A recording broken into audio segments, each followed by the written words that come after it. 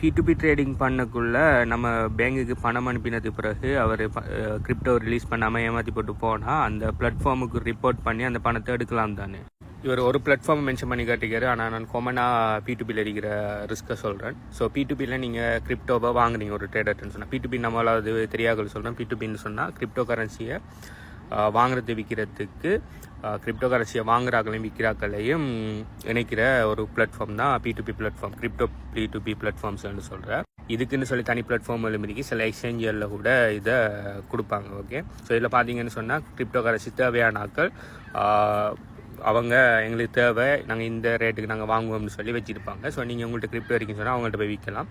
இன்னொன்று crypto currency இருக்கிறாக்கள் அந்த rate உங்களுக்கு கிரிப்டோவை தருவோம்னு சொல்லி செல் பண்ண ட்ரேட் போட்டிருப்பாங்க. நீங்கள் போய் உங்களுக்கு தேவைன்னு சொன்னால் நீங்கள் அவங்கள பணத்தை அனுப்பி போட்டு வாங்கலாம். இப்போ இவர் சொல்லியிருக்கிற இந்த சுச்சுவேஷன் என்னன்னா கிரிப்டோ கரன்சியை வாங்குறதை பற்றி கழிச்சிருக்கார். ஓகே, ஸோ இவர் கிரிப்டோ கரன்சியை வாங்குறதுக்கு விற்கிற ஒரு ட்ரேடை ஓப்பன் பண்ணிவிட்டு பணத்தை அனுப்பினது பிறகு அவன் ஏமாத்தினா அந்த பிளாட்ஃபார்முக்கு மெசேஜ் போட கிடைக்கும் தானே என்று சொல்லியிருக்காரு. ஸோ இது நீங்கள் சரியாக செய்வீங்கன்னு சொன்னால் எஸ். இப்போ இதில் 2 ரிஸ்க் இருக்குது. ஒன்று, நீங்கள் ட்ரேடை ஓப்பன் பண்ண உடனே ஒரு 15 நிமிஷமோ 30 நிமிஷமோ அதுக்குள்ளே நீங்கள் ட்ரேடை செஞ்சு முடிக்கணும், டைம் ஓடும். அந்த 15-30 நிமிஷத்துக்கு என்ன நடக்கும்னு சொன்னால், யார்கிட்ட அந்த கிரிப்டோ இருக்கோ எவ்வளோ அமௌண்ட் நீங்கள் ட்ரேட் ஓப்பன் பண்ணிங்களோ அதை அந்த பிளாட்ஃபார்ம் என்ன செய்யும் எடுத்து வச்சுக்கொள்ளும் பாதுகாப்பாக. ஓகே, ஸோ நீங்கள் முதல்ல ட்ரேடை முடிங்க, 2 பேரும் பாசிட்டிவ் ஆகினது போகிறோம் நான் மற்ற ஆளு கொடுப்பேன். அதாவது இப்போ நீங்கள் பணத்தை நீங்கள் அனுப்பிட்டு நீங்கள் அனுப்பிட்டீங்கன்னு சொல்லணும், அவர் சொல்லணும் எனக்கு பணம் கிடைச்சிட்டு நான் வெரிஃபை பண்ணி எனக்கு கிடைச்சிட்டு நீங்கள் ரிலீஸ் பண்ணுங்கன்னு சொல்லி அவர் சொன்னால் அந்த பிளாட்ஃபார்ம் என்ன செய்யும், உங்களுக்கு கிரிப்டோவை அவரோட வளத்தில் இருந்து எடுத்த கிரிப்டோ உங்களோட தரும். ஆனால் அந்த 15-30 நிமிஷம் அந்த எவ்வளோ டைம் ஓடுதோ அந்த டைமை தாண்டினதுக்கு அப்புறம் நீங்கள் பணம் அனுப்பிட்டீங்கன்னு சொன்னால் அந்த டைம் முடிஞ்ச உடனே யாரோட வளத்தில் அந்த கிரிப்டோ அந்த பிளாட்ஃபார்ம் எடுத்து அவருக்கு திரும்ப அனுப்பிடும். ஸோ கிரிப்டோவும் அவனுக்கு போய்த்திரும், உங்களோட பணமும் அவனுக்கு போனால் அவன் டக்குன்னு உங்களை ப்ளாக் பண்ணி போய்டும், உங்களை ஸ்கேம் பண்ணி போய்டும் சான்ஸ் இருக்குது. அதாவது முதலாவது முக்கியமான விஷயம், நீங்கள் அந்த டைமுக்குள்ளே உங்களோட ட்ரான்சாக்ஷனை முடிக்கிறது முதலாவது விஷயம். 2வது, தேர்ட் பார்ட்டி ஸ்கேம்கள் நிறைய இருக்குது. கதைக்கு போனால் அந்த வீடியோ காண அவ்வளோ P2Pயில் நிறைய பிரச்சனை இருக்குது. தேர்ட் பார்ட்டி ஸ்கேம்னா அதில் இருக்கிற உண்மையான ட்ரேடர் இல்லாமல் வேற ஒரு ஆளுக்கு பணத்தை அனுப்பி, அதாவது இது எப்படி நடக்கும்னு சொன்னால், ஒரு ஆள்கிட்ட பைனான்ஸை களவெடுத்து, அப்படி இல்லாட்டி நான் இதுக்கு முதல் வீடியோ ஒன்று போட்டிருக்கிறேன், பைனான்ஸ் ஆக்களுக்கு இருந்து வாங்கி எடுக்கிறேன். ஓகே, நீங்கள் கேவைசி பண்ணி உங்கள் பைனான்ஸை தாங்க நான் உங்களுக்கு மாதம் காசு தாரேன்னு சொல்லி ஸ்கேமர்ஸ் வேற ஆக்களோட பைனான்ஸை அவங்களோட ஐடியில் எடுத்து அதன் மூலமாக P2Pயில் ஸ்கேம் பண்ணுவாங்க. அப்போ நீங்கள் ஏங்குற ஒரு நபரோட தான் பைனான்ஸில் நீங்கள் ட்ரேட் பண்ணீங்கன்னு நினச்சிருப்பீங்க. ஆனால் ஏங்குற ஐடி தான் அது, ஆனால் அதுக்குள்ளே இருக்கிறவன் பிங்கிற வேற ஒருத்தன், ஒரு ஸ்கேமர்.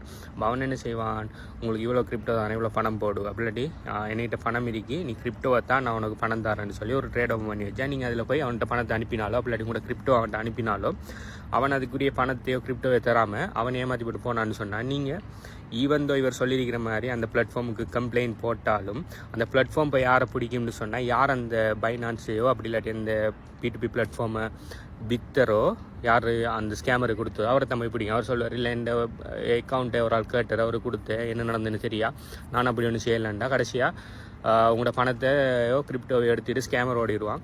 நீங்கள் இடையில் உங்களுக்கும் பணம் இல்லை, அவரை போலீஸோ யாரோ போய் பிடிச்சா அவர்கிட்டையும் ஒன்றும் இல்லை, கடைசி அந்த பிரச்சனை விழுவாட்டு போகும். அடுத்தது நீங்கள் கிரிப்டோ கரன்சி அன்னோனா போன்ற ஸ்ரீலங்கா போன்ற நாடுகளில் இருப்பீங்கன்னு சொன்னால் இந்த பிரச்சனை எவ்வளோ தூரத்துக்கு போகணுன்னு தெரியும். நாணயமான ஆக்களுக்கு கிரிப்டோனாலே என்னென்னு தெரியும். ஸோ நீங்கள் போலீஸ், நீங்கள் வேறு அத்தாரிட்டிஸ் எந்த அளவுக்கு உங்களுக்கு ஹெல்ப் பண்ணுவாங்கன்னு தெரியும். அதோட நீங்கள் உங்களோட பணத்தையோ கிரிப்டோவையோ மறக்க வேண்டியது தான். ஸோ அதனால தான் எப்போயுமே நான் ரெக்கமெண்ட் பண்ணுறேன்னா, தயவு செய்து நீங்கள் உங்களுக்கு இதில் ஃபெமிலியர் இல்லாட்டி, அதாவது கிரிப்டோக்குள்ளே நீங்கள் புது ஆளாக இருந்தால் தயவு செய்து P2P பிளாட்ஃபார்மில் பாவிக்காதீங்க. அதுக்கு பதிலாக உங்களுக்கு ட்ரஸ்டபிளான ஆட்கள்கிட்ட கிரிப்டோ கரன்சியெல்லாம் வாங்கிக்கொள்ளுங்க. அப்படி இல்லைன்னு சொன்னால் இன்ஃப்ளூயன்சர்ஸ் யார்ட்டனாலும் வாங்கிக்கொள்ளுங்க. ஏன்னா இன்ஃப்ளூயன்சர்ஸ் நம்பிக்கையாக இருப்பாங்க, சும்மா போய் கண்டவன்ட்டு எல்லாம் வாங்காதீங்க. ஓகே, அடுத்தது சில ஆட்கள் சொல்லுவாங்க, நல்ல ரேட்டிங் இருக்கிற நல்ல இது இருக்கிற வெரிஃபைடு அக்கௌண்ட் வாங்கலாம்னு சொல்லி. வெரிஃபைட் ரேட்டிங் இருக்கிற அக்கௌண்ட்டுகளில் இருந்தாலும் தற்செயலாக அந்த அக்கௌண்ட் களவு போயிருக்கும். அந்த அக்கௌண்ட்டை இப்போ கரண்ட்டாக ஸ்கேமர் வச்சிருக்கான்னு சொன்னால் அவங்களோட பணத்தில் அதை முடிஞ்சு. ஓகே, தெரியாதானே, இப்போ ஒரு ஆள் அவர் வச்சிருப்பார், அவர் அக்கௌண்ட்டை ஹேக் பண்ணி ஒரு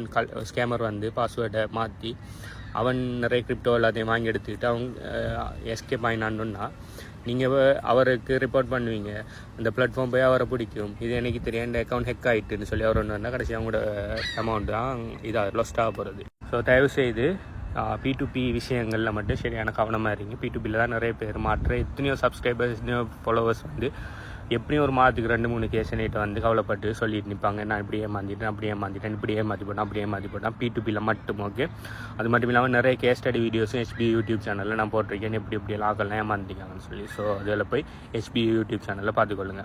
ஸோ உங்களுக்கு கிரிப்டோ கரன்சியில் இப்படி P2Pயில் ஏமாந்த அனுபவம் இருக்குது, அப்படி ஏமாற்ற ட்ரை பண்ணிக்காங்களா, அப்படி இல்லைன்னு சொன்னால் உங்களுக்கு தெரிஞ்சாக்கல என்ன ஏமாத்துறீங்கன்னு சொல்லி கீழே கமெண்ட் பண்ணுங்கள். அடுத்து உங்களுக்கு 100% ஃப்ரீ AI ட்ரேடிங் பாட் ப்ளஸ் $5 கேஷ் வேணும்னு சொன்னால் கீழே AI ட்ரேடிங் பாட் சொல்லி கமெண்ட் பண்ணுங்கள். பை.